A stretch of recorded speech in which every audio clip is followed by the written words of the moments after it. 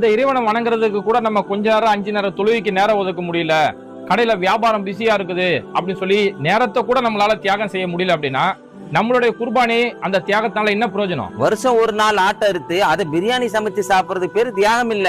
நம்முடைய ஒவ்வொரு நிமிஷமும் இறைவனோட கட்டளைப்படி வாழ்ந்து நமக்கும் பயனுள்ள ஒரு வாழ்க்கை, பிறருக்கும் பயனுள்ள வாழ்க்கை வாழ்றோம் பாருங்க, அதுதான் உண்மையான குர்பானி.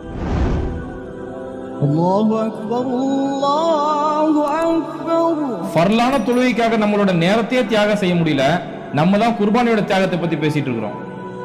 அண்ணா கொஞ்சம் கரையை பார்த்துங்க, ஒரு 10 நிமிஷம் தொழுதுட்டு வந்துடுறேன்.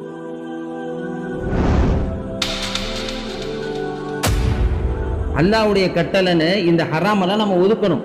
அதுதான் உண்மையான குர்பான், அதுதான் உண்மையான தியாகம்.